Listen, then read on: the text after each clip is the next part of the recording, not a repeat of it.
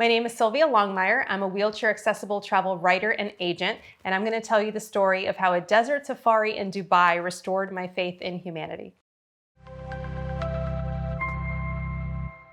So in late 2015, I decided to get back into the swing of things as a traveler. I had no frame of reference or thought of where am I going to go, what am I going to do, how am I going to get there, because flying when you can't walk is a whole adventure in and of itself. But I had friends who had recently moved to Dubai, and for some crazy reason I decided, you know what, go big or go home. Let's go to Dubai. So I bought the ticket and off I went. While I was there, my friends took me to see some incredible places, the top of the Burj Khalifa, the tallest building in the world, and all of these glittering marketplaces and fountains and all of this other stuff. I always tell people that Dubai is like Disney World and Las Vegas had a baby and they held the shower in Beverly Hills. It's just exotic, it's crazy, it's expensive, it's over the top. So I was in a state of awe, like constantly. So for the last day of the trip, my friends had arranged for us to go on a safari, a desert safari. Part of it is dune bashing, what they call, which is like a roller coaster ride over sand dunes in a 4x4, and then time in a bedouin camp. So we figured out that we would be able to do it with me in a manual wheelchair, and our guide showed up, and his name is Javid, and he's from India, and he was very quiet and very reserved and told us what we would be doing on this tour.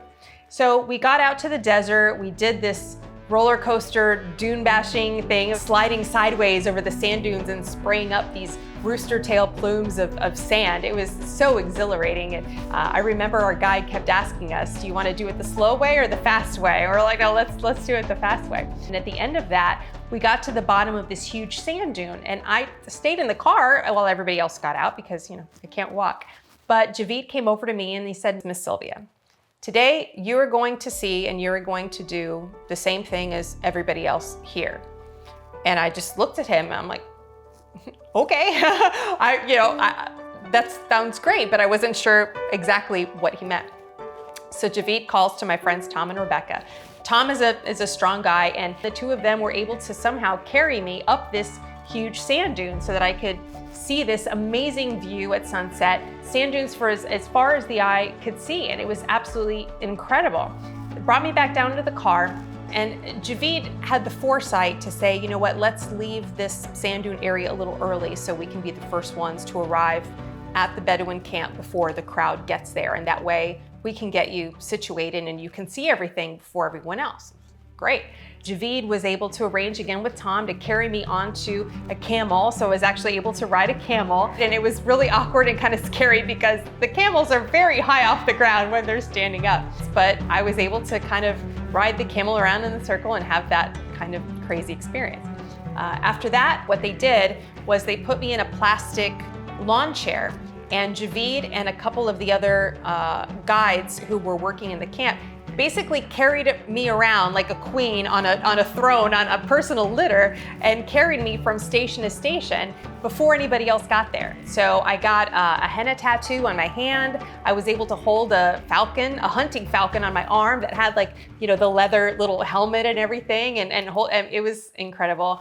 Now, at the time, I thought that Javid was doing all of this just to be of good service and get a nice tip, which I was more than happy to pay for. So after this amazing experience was done, we were driving back to Dubai. It was nighttime with this glittering skyline in the background of Dubai. Tom and Rebecca were passed out in the back, and Javid had been really quiet up until this point. And then he looks at me while we were driving back and he says, Miss Sylvia, you remind me very much of my daughter. And I looked at him and I asked him, you know, does she look like me, or, you know, what is it about me that reminds you of her? And he explained to me that in 2004, the terrible tsunami that had hit the Indian Ocean, that had killed over 200,000 people, that his sister and his sister's husband had perished in that tsunami and had orphaned their two children. So Javid and his wife had adopted their niece and nephew, which that's who he was referring to. So his daughter is actually his niece. And his niece is in a wheelchair because of polio, but she wanted to be a doctor. She had all of these great ambitions and desires to explore and do things with her life. And he said that quote, she had this go, go, go attitude, the same attitude that I had that day with all of my excitement. And because of her, that was why Javid wanted to make sure that I could do everything that everybody else was doing. And he said that because of our experience that day, that his heart and his mind had been in India all day with his family. And that was, you know, it took everything I had to just not lose it right there in the car. That story, I mean, I've been to 48 countries. I've been to 35 of those as a wheelchair user, 28 of those all by myself. And of all the people that I've met, of all the stories that I've had and crazy experiences that I've had, that is the one that sticks with me the most, because you can see so many different things. You can see the Eiffel Tower in Paris, you can see the Colosseum in Rome, and you can see all of these things. But millions of people can see all of those things. The truly unique experiences that you have as a traveler, what makes the difference between a tourist and a traveler, is the people and your interactions with those people. And of all the amazing things that I saw in Dubai, the tallest building in the world and the biggest this in the world and the shiniest this and the most expensive this, that interaction with Javid is what really set apart that trip for me and made it such a unique experience that I don't think anybody else in Dubai has come close to having.